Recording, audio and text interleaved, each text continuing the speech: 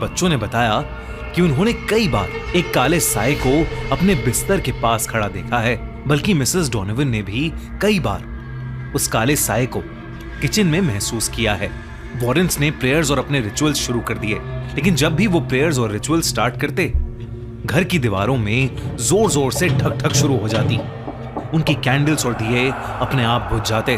वो जो भी आत्मा थी, वो नहीं चाहती थी कि वॉरेंस वहां पर हो। हमले बढ़ने लगे।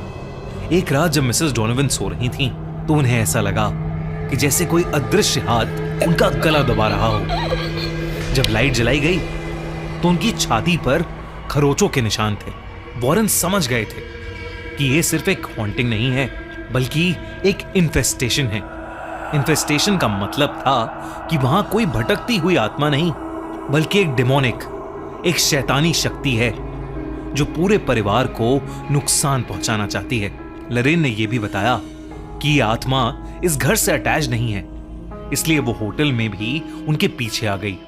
साथ ही लरेन ने यह भी कहा कि यह आत्मा अपने आप नहीं आई है, बल्कि इसे घर के किसी मेंबर ने खुद इनवाइट किया है।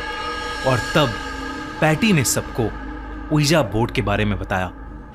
वॉरेंस को समझ आ गया था कि वो आत्मा किसी टीनेज लड़के की नहीं है, बल्कि एक बहुत खतरनाक एंटिटी की है, जो पैटी से झूठ बोलकर, उसे मैनिपुलेट कर उनकी लाइफ में घुसाई है।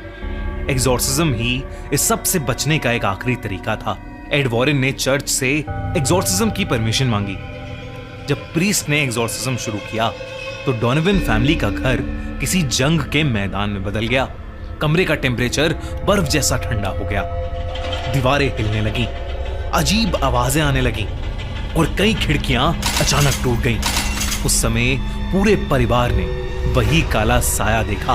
वो उनके सामने आ गया था और बेहद भयानक लग रहा था। अचानक पैटी हवा में उड़ने लगी। वो काला साया पैटी में समा गया और पैटी की आंखें लाल हो गईं।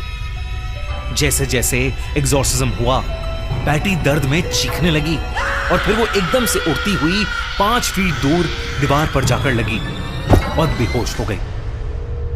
घर में एकदम से सारी आवाजें बंद हो गईं। नलों से पानी साफ आने लगा। जब पैटी की आंखें खुली, तो वो बिल्कुल ठीक थी। एग्जॉर्सिज्म पूरा हो चुका था। आज भी डोनोवन फैमिली का वो घर वहीं खड़ा है। नए लोग वहां रहते हैं, पर जिन लोगों ने उस डर को जिया, उनके लिए वो कभी खत्म नहीं हुआ। अगर आपको भी ऐसी कहानियों से डर लगता है, तो याद रखिए, कभी कभी कुछ दरवाजे हमेशा बंद ही रहने